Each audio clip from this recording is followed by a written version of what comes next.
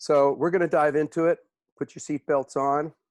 This talk is in honor of July 4th and for all those who have worked to make this nation better, but it's especially for the people of color who've sacrificed for the common good over 400 years of mistreatment and oppression.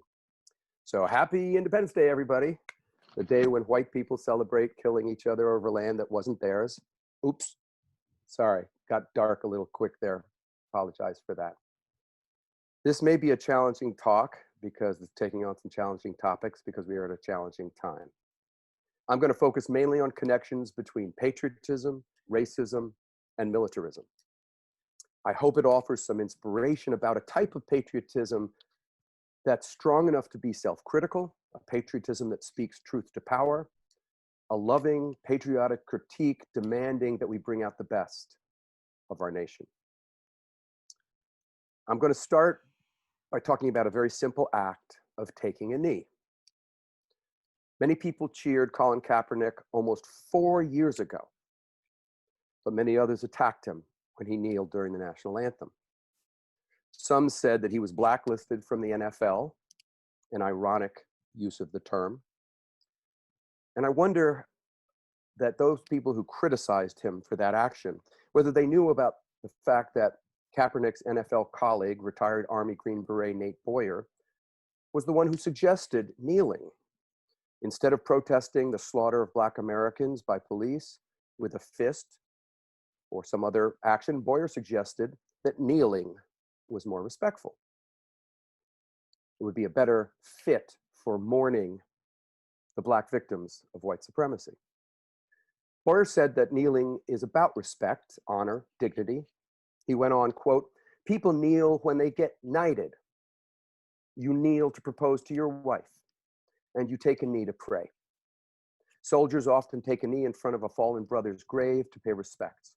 So I thought, if anything, besides standing, that was the most respectful."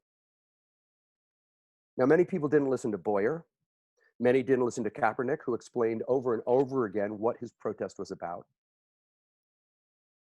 Kaepernick said, "People are dying in vain in this country because it isn't holding its end of the bargain up as far as giving freedom and justice and liberty to everybody."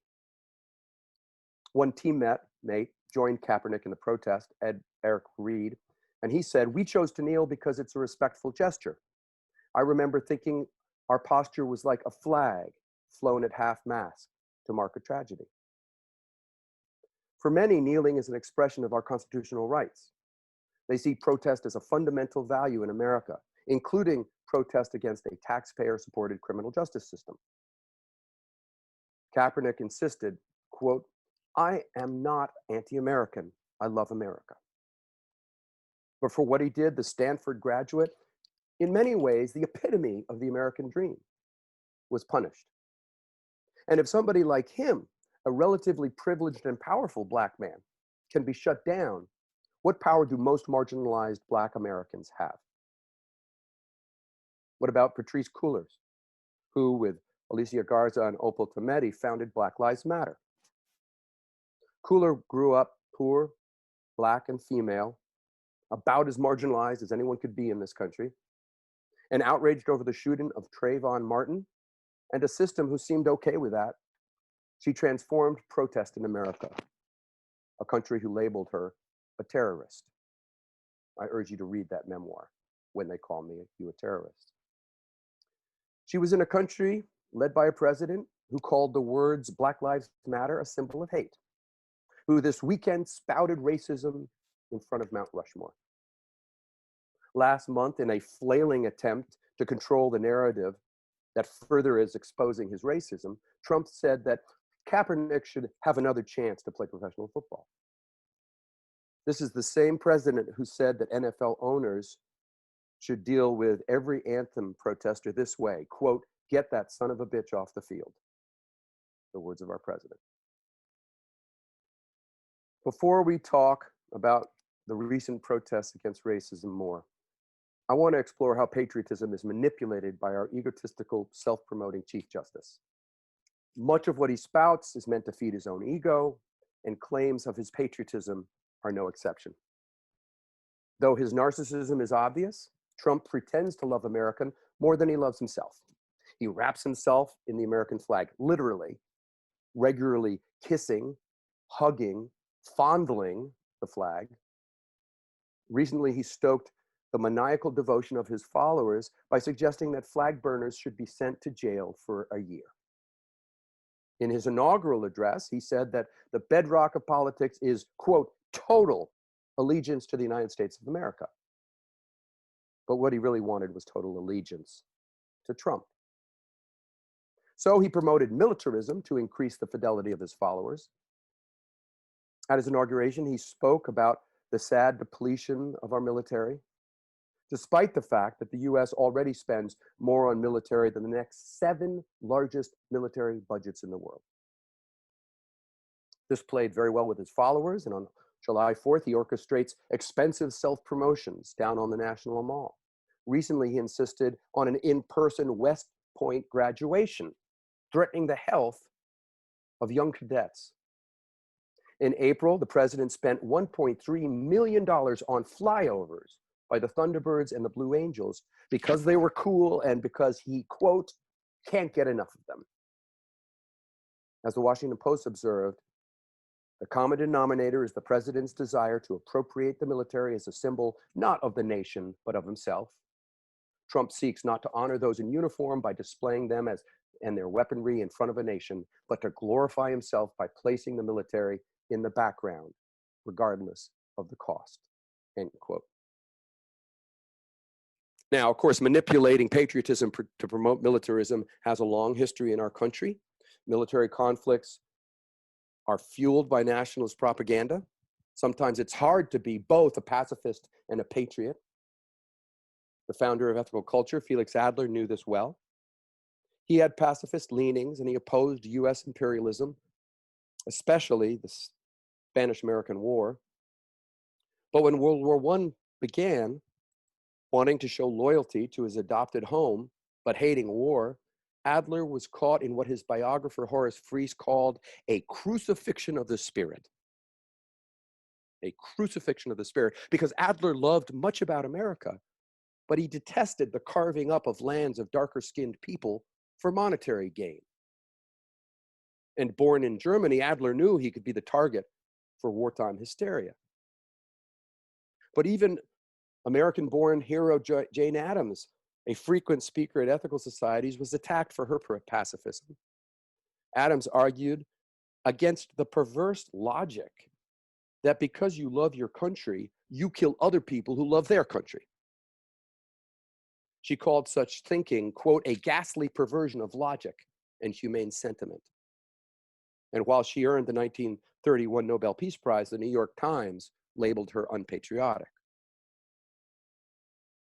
Tribalism makes it easy to mix and manipulate militarism and patriotism. As the Nazi Hermann Göring knew very well, at the Nuremberg trials, Göring explained, why, of course, people don't want war.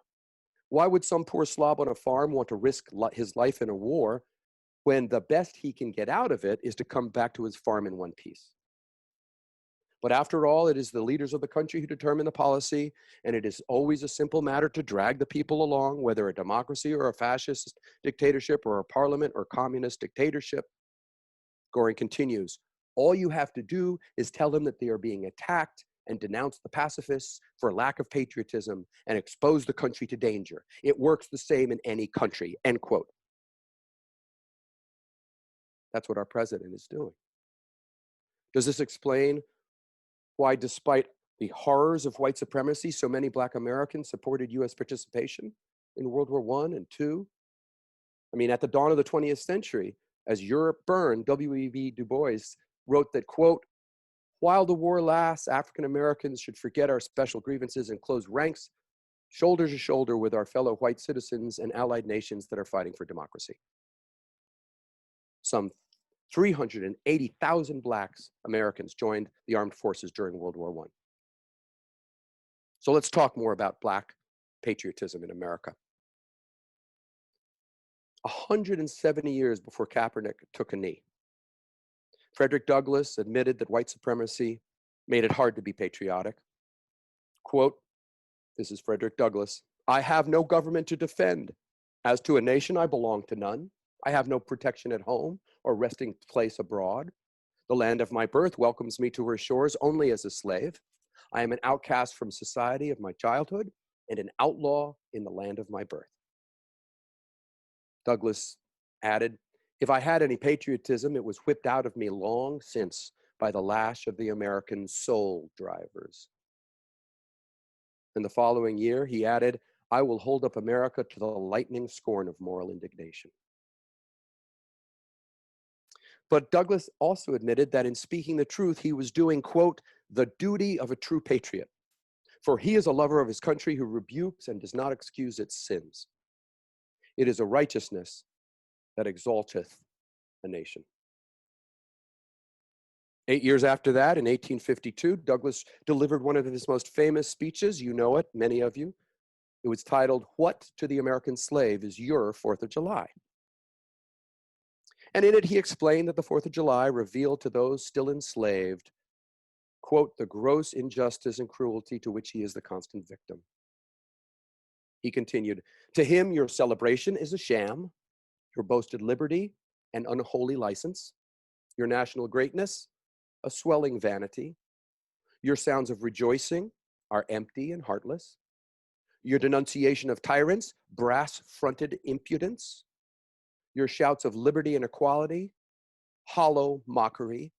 Your prayers and hymns, your sermons and thanksgivings, with all your religious parade and solemnity, are to him mere bombast, fraud, deception, impiety, and hypocrisy. A thin veil to cover up crimes which would disgrace a nation of savages. Despite growing up enslaved, Douglass somehow became a patriot. He counseled Lincoln, he recruited Union soldiers, he served as ambassador to Haiti and United States Marshal for the District of Columbia. I think that like many Black Americans, Douglass paid too high a price to give up on America. Historian Lerone Bennett Jr. explained that Black people, quote, settled the land and manured it with blood. The land was theirs, the country was theirs. So when the Civil War ended, Blacks celebrated the 4th of July, even in the cradle of the Confederacy.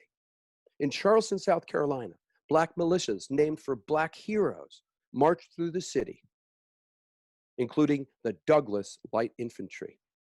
Independence Day was a Black holiday.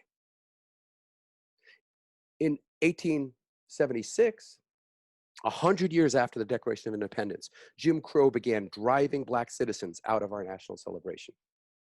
In Hamburg, South Carolina, a Black militia parade sparked backlash and killed 7 African Americans. And soon the 4th of July became a whites-only holiday.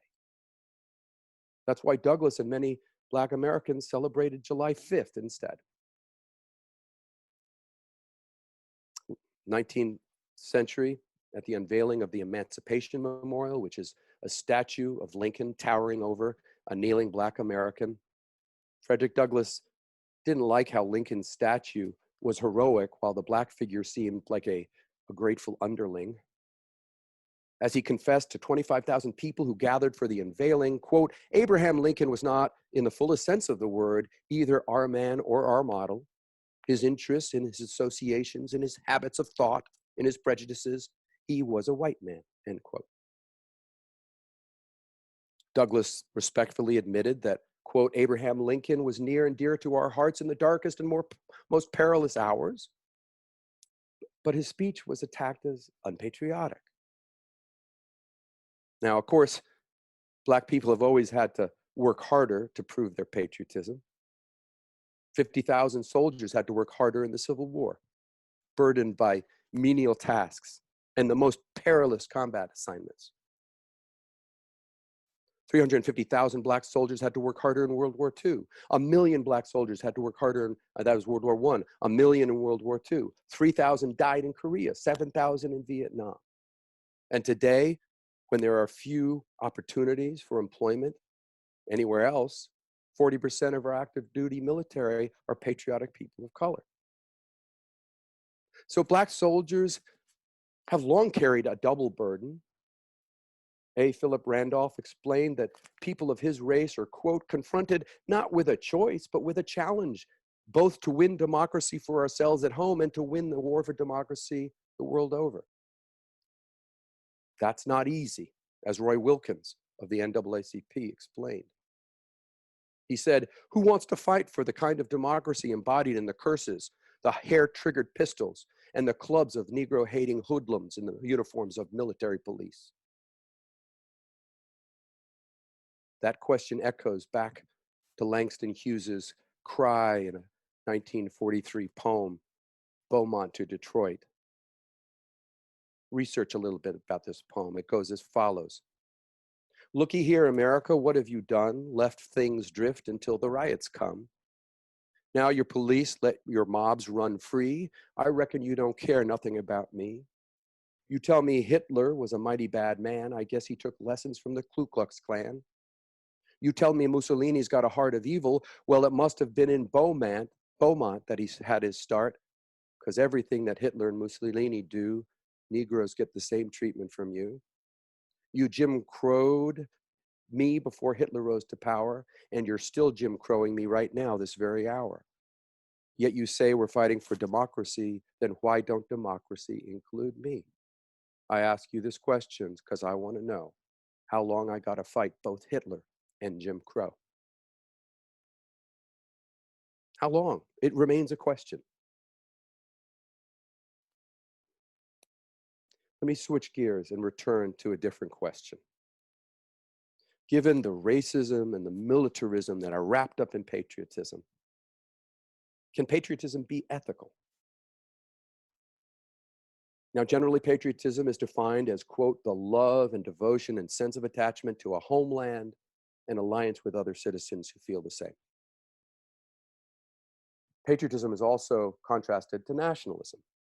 Merriam-Webster points out that the term patriotism is older than nationalism. Patriotism goes all the way back to the Greek word patrios, which means of one's father. The term nationalism is more modern. It arose mainly in the late 18th century. And while early on it was used interchangeably with patriotism, it began to indicate a more exclusionary and tribal form of allegiance, one exalting one nation above all others. George Orwell observed how those who called themselves nationalists identified with their group affiliation most strongly. Is that what real Americans feel? Is their tribal affiliation the supreme expression of who they are? The philosopher Arthur Schopenhauer called nationalism the cheapest sort of pride, one that covers up a lack of more humble, respectful, and ethical pride.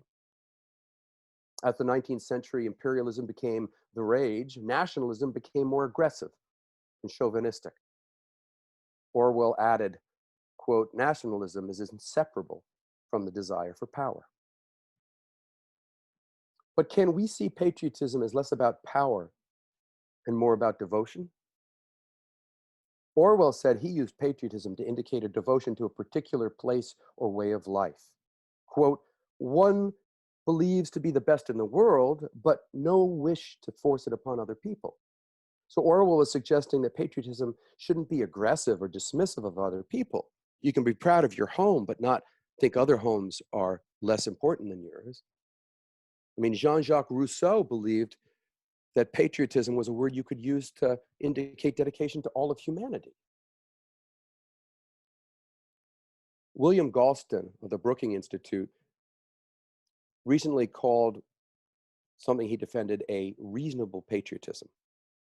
Pride for one's country based on global compassion and universal values. He sees no contradiction between universal principles of right and patriotic attachment to particular communities. And he added that for many, their country's willingness to defend universal principles intensifies their patriotic pride. This reasonable patriotism reaches beyond narrow group identification. This kind of reasonable patriotism shares some qualities of what's known as cosmopolitanism. I mean, a cosmopolitan is, quote, free from local and provincial national bias or attachment. They're global citizens. They proclaim as Thomas Paine did, "My country is the world." Now, I put a bumper sticker with that phrase on my car, not because I have no allegiance to my particular tradition, my land, my country, my culture. I mean, I consider myself a reasonable patriot, one who identifies also as a citizen of the world. I strive to be cosmopolitan. So while I identify as a citizen of the United States, I find my membership in the human family more important. What about you?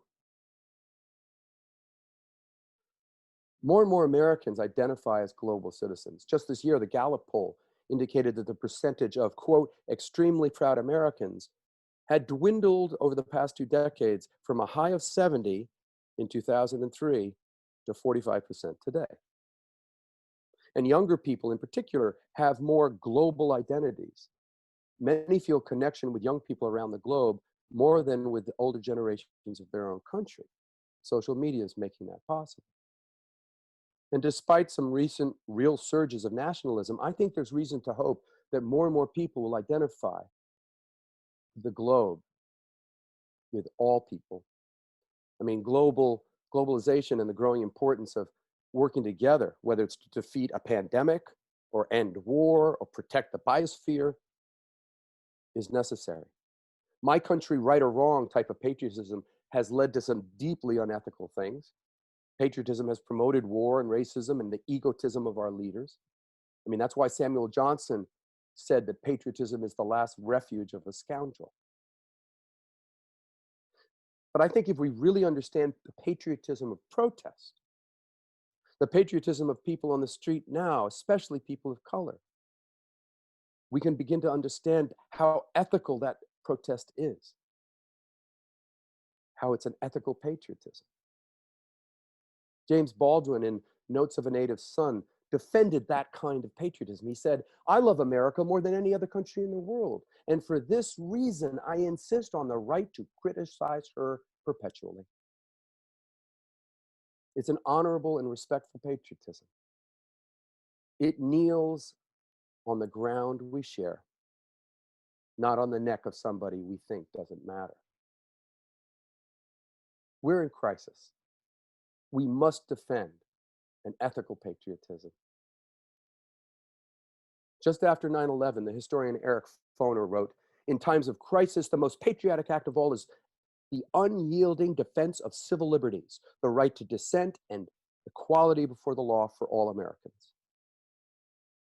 Dissent takes commitment. It's not easy for me. Especially, it's not easy for people with less power because it's about action, not just words. Texas columnist Molly Irvins reminded us of that. She said, "Patriotism is best expressed in our works, not our parades. We are heirs to the most magnificent political legacy any people have ever been given. We hold these truths to be self-evident. It is the constant struggle to protect and enlarge that legacy to make sure that it applies to all citizens that patriotism lies." End quote. Many of you gathered virtually here today who are of my age are drawn to this vision because we grew up singing Woody Guthrie songs, including the one about "This land is your land, this land is my land, and there's no trespassing anywhere."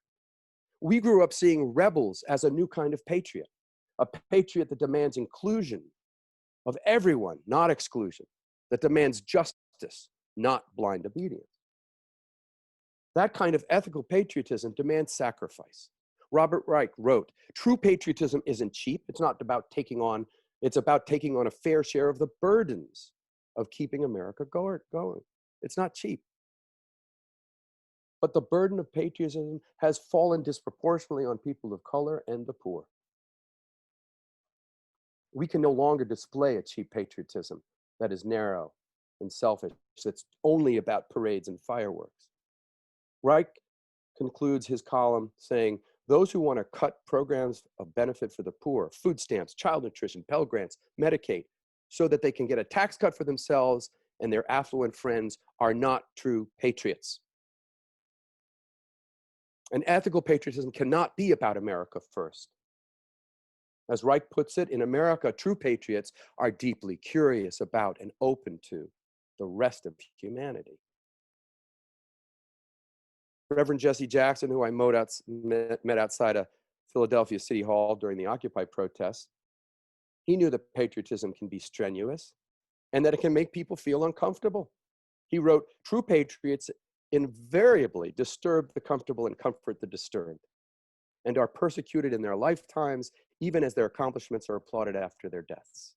We must never relinquish our sense of justice for a false sense of national pride." In 2008, on November 4th, when Barack Obama was elected, he encouraged us to, quote, "summon a new spirit of patriotism, of service and responsibility, where each of us resolves to pitch in and work harder and look after not only ourselves, but each other." That's the right kind of patriotism, I think, a patriotism that demands that we do right. My congressperson, Jamie Raskin, is as wise and ethical and down to earth as any person I know, and he promotes a kind of ethical citizenship he calls constitutional patriotism. Soon after taking the oath of office, Jamie said, "The love of our Constitution and the Bill of Rights is something that binds us together." When the president began his administration by issuing travel bans at airports throughout the country against predominantly Muslim countries, Jamie called the protests that erupted the best kind of patriotism, defending the rights of every person. Jamie spoke at the 2017 AU Assembly in Baltimore, and he asked ethical culture to continue bringing out our best by promoting an ethical patriotism of justice for all. Felix Adler, an immigrant to the country who founded Ethical Country 100 years after the Declaration of Independence, defended an inclusive and ethical patriotism that we have to defend today as we struggle to end white supremacy. It's the patriotism of Dan Smith, who's a friend of mine. He's a member of the Washington Ethical Society. He lives about a quarter of a mile away. His father was born a slave. I've spoken of him before. His father was born a slave. Dan's patriotism was demonstrated by his time in the military, his years with VISTA, the Office of Economic Opportunity. It was part of his civil work in Lowndes County, Alabama, which was known as Bloody Lowndes. His patriotism helped him face a Ku Klux Klan that threatened his life. It helped him walk with Dr. King from Selma to Montgomery. And it helped him walk with presidents recently serving as head usher at the Washington National Cathedral. His patriotism continues to be one of persistence. I think that is the patriotism we're seeing on the streets, demanding that Black Lives Matter. I think it's a part of the patriotism of Patrisse Cullors and Black Lives Matter, who understand that patriotism has to be wrapped up in justice. And it's the patriotism of the simple act of taking a knee. That's the kind of patriotism I celebrate this weekend. Thank you.